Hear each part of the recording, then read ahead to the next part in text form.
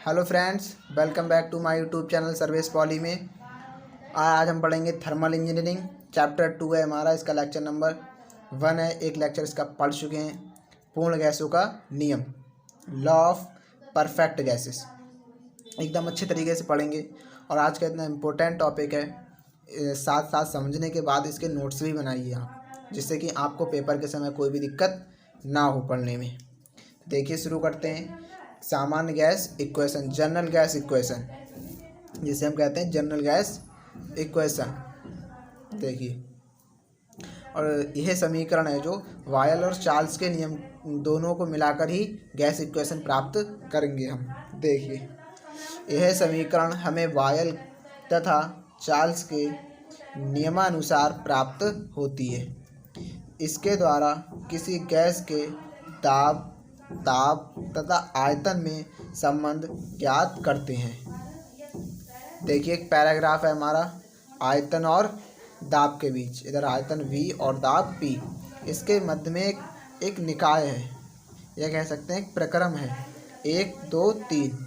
जो 1 से 2 प्रक्रम है वो स्थिर दाब प्रक्रम है, और जो 2 से 3 या 3 से 2 प्रक्रम है वो स्थिर ताप प्रक्रम है, यानी T=C। अब हम मानते हैं लेट किसी गैस की अवस्था 1 से अवस्था 3 में परिवर्तन हो रहा है। मतलब 1 से 3 में परिवर्तन हो रहा है, यहाँ से यहाँ, यानी इस पूरे प्रक्रम में परिवर्तन हो रहा है। तथा इस दौरान गैस पथ 1 से 2 तथा 2 से 3 का अनुसरण कर रही है, जैसा कि चित्र में प्रदर्शित है। अब देखते हैं कि P1 V1 T1 बिंदु 1 पर दाब, आयतन, तापमान क्रमशः हैं। P2 V2 बिंदु 2 पर हैं, और P3 V3 बिंदु 3 पर हैं, दाब, आयतन और तापमान। तो देखते हैं कि पथ 1 से 2 के दौरान, 1 से 2 के दौरान इसमें क्या लिखा है कि स्थिर दाब प्रक्रम, मतलब नियत दाब पर। दाब क्या है इसमें? दाब है नियत। पथ 1 से 2 के दौरान क्या होगा? V1/T1 = V2/T2। तो हम जब V2 की वैल्यू निकालेंगे तो T2 इधर पहुंच जाएगा, यानी इसकी मल्टीप्लाई हो जाएगी। तो V1 × T2/T1 समीकरण क्या बन गई? 1, जिसमें T1 = T3 दोनों इक्वल होंगे।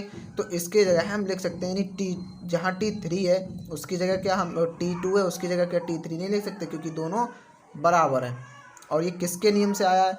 जिसमें दाब किस नियम में नियत रहता है? तो मैंने एक ट्रिक बताई थी, बात पर चांद, यानी चांद, दाब, चांद मतलब चार्ल्स का नियम, दाब मतलब दाब। तो चार्ल्स के नियम में दाब नियत रहता है। तो ये किसके नियम से यहाँ पर V1/T1 और V2/T2 आया है? हमारे चार्ल्स के नियम के अकॉर्डिंग। देखिए, आगे देखते हैं कि अब है, देखिए V2 क्या लिख लिया हमने? V1 × T3/T1, ये हो गया। अब देख, पथ 2 से 3 के दौरान क्या होगा? उसमें तापमान नियत रहता है, यानी वायल के नियम के according. P2 V2 = P3 V3। V2 की वैल्यू निकालेंगे तो P3 × V3/P2 बटे में आ जाएगा। इक्वेशन 1। अब इक्वेशन फर्स्ट और इक्वेशन थर्ड से देखते हैं इसमें। चूँकि V2 और V इसी को मान लीजिए इक्वेशन फर्स्ट, तो V2 दोनों इक्वल हैं, इसलिए ये दोनों क्या हो जाएंगे? बराबर हैं। V1 T3/T1 = P3 V3/P1। अब P1 V1/T1 को एक साइड कर लेते हैं और P3 V3/T3 को एक साइड कर लेते हैं, इसलिए ये हो जाता है P1 V1/T1 = P3 V3/T3। जहाँ हमारा PV/T है वो एक कांस्टेंट है, यानी नियतांक है। यह गैस नियतांक कहलाता है। इसको R से व्यक्त करते हैं। PV/T = R। T की मल्टीप्लाई करेंगे तो PV = क्या हो जाएगा? RT। अब M kg द्रव्यमान के लिए तो क्या हो जाएगा? M की मल्टीप्लाई हो जाएगी, क्योंकि द्रव्यमान kg में M, तो PV = MRT। और यही हमारी क्या है? सामान्य गैस इक्वेशन। अब देखेंगे हम गैस की विशिष्ट ऊष्मा, यानी स्पेसिफिक हीट ऑफ गैस। किसी गैस की विशिष्ट ऊष्मा वह मात्रा होती है जो जो किसी पदार्थ की एकांक मात्रा का तापमान 1 सेंटीग्रेड तक बढ़ाती है, यानी किसी भी कोई भी पदार्थ है उसकी विशिष्ट ऊष्मा का एकांक मान या एकांक मात्रा का मान में तापमान की 1 सेंटीग्रेड तक वृद्धि करती है, उसके एकांक मान में 1 सेंटीग्रेड तक की वृद्धि करती है, तो उसको हम विशिष्ट ऊष्मा कहते हैं। इसे C से व्यक्त करते हैं तथा इसका मात्रक किलोजूल पर केजी कैलोरी होता है। Q इक्वल टू फार्मूला होता है MC T2 minus T1 into KG calorie, और C की जब वैल्यू निकालेंगे तो Q upon M bracket T2 minus T1 kilo joule पर केजी कैलोरी। ये इसकी यूनिट हो गई और ये इसका फार्मूला हो गया। ठीक है, देखिए अब देखेंगे CP तथा CV में संबंध, यानी relation between specific heat CV and CP। सबसे पहले हम माना M गैस का द्रव्यमान, B1 गैस का प्रारंभिक आयतन, V2 गैस का अंतिम आयतन बिंदु, T1 गैस का प्रारंभिक तापमान, T2 गैस का अंतिम तापमान, और CP गैस की विशिष्ट ऊष्मा स्थिर दाब पर होगी, यानी स्थिर जरूर लिखा हुआ, स्थिर दाब पर गैस की विशिष्ट ऊष्मा CP क्या है, गैस की विशिष्ट ऊष्मा स्थिर आयतन पर, P स्थिर दाब।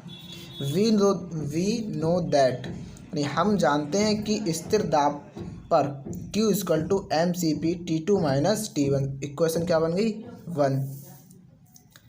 अब इससे बाह्य कार्य हो रहा है और आंतरिक ऊर्जा बढ़ रही है, तब Q equal to MCP T1 minus T2 minus T1। तो यहाँ से क्या हो जाएगा, एक इक्वेशन प्राप्त होती है हमें कि Q equal to W plus DU, equation 2। और जो DU है क्या मतलब इसमें आंतरिक ऊर्जा बढ़ रही है, तो ये W क्या है कार्य और DU क्या हमारी आंतरिक ऊर्जा। तो देखिए बाह्य कार्य के लिए जो ऊर्जा उपयोग की है W equal to P V2 minus V1, equation क्या बन गई 3। तो W और Q की हमें वैल्यू प्राप्त हो गई। अब देखिए क्या करते हैं आगे, जब आंतरिक ऊर्जा बढ़ती है तब DU equal to MCV T2 minus T1, equation में क्या बन गई 4। अब इक्वेशन 2 में समीकरण 3 व 4 की वैल्यू रखने पर इक्वेशन नंबर 2 क्या है, देखिए इसमें इक्वेशन नंबर 2 है Q equal to W plus DU। W की वैल्यू हमें ये प्राप्त हो गई, W की वैल्यू ये और इक्वेशन 2 ये है। अब इसी में हम रखेंगे W और DU की वैल्यू। DU की वैल्यू हमने ये प्राप्त की है कि DU equal to MCV T2 minus T1, ये हो गया। Q इक्वल टू W की वैल्यू क्या थी P V2 minus V1 plus MCV DU की वैल्यू है T2 माइनस T1। गैस समीकरण का प्रयोग करके PV इक्वल टू MRT, यहाँ R गैस नियतांक है, लेट P इक्वल टू भी नियतांक है, इसलिए क्या करेंगे P को कांस्टेंट रहने देंगे, PV1 equal to MRT1, PV2 equal to MRT2। अब इन दोनों से क्या प्राप्त होता है हमें, PV2 minus V1 equal to MRT2 minus T1, equation 6 प्राप्त हुई। अब समीकरण 6 का मान समीकरण 5 में रखने पर समीकरण 5 ये है, चूँकि हमें ये जो V2 V1 है और यहाँ T2 T1 है, दोनों या तो वॉल्यूम में चेंज करना होगा या फिर टेम्परेचर में, तो हम P equal to V2 minus V1 की जगह MRT2 माइनस T1 रख देंगे। तो ये हो गया Q equal to MRT2 minus T1 plus MCV T2 minus T1, समीकरण क्या बन गई 7। अब इस Q का मान उठाकर हम समीकरण 1 में रख देंगे, जो कि समीकरण 1 क्या है हमारी, समीकरण 1 ये है Q equal to MCP T2 minus T1, यानी Q की जगह Q की वैल्यू रख देंगे जो कि हमने यहाँ से प्राप्त की है। Q equal to MRT2 minus T1 equal to MCP T2 minus T1, ये इक्वेशन 7 है। Q की वैल्यू रख दी यहाँ पर और ये इधर चल रहा है। MR T2 - T1 plus MCB T2 - T1 और equal to MCP T2 - T1। अब इसको हम इस साइड लाएं तब भी माइनस का हो जाएगा, इसलिए हमने डायरेक्ट कट कर दिया। और एक स्टेप यहाँ से और शॉर्ट कर दिया कि जब T2 - T1 तीनों में, इन दोनों में से कॉमन लेंगे तो प्लस में क्या बचेगा, MR प्लस MCB ये आ जाएगा। तो T2 - T1 से T2 - T1 कैंसिल डायरेक्ट कर दिया यहाँ पर। अब MR plus MCB equal to MCP, तो इसमें से M कॉमन ले लिया तो R plus CB equal to MCP, R plus CB equal to CP और CP को इस साइड में लिया है तो क्या हो गया, R equal to CP minus CB। और यही हमारी CP और CB में रिलेशन है, R equal to CP minus CB।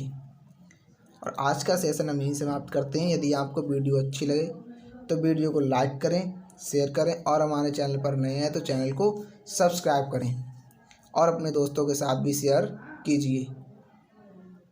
Thanks my all friends.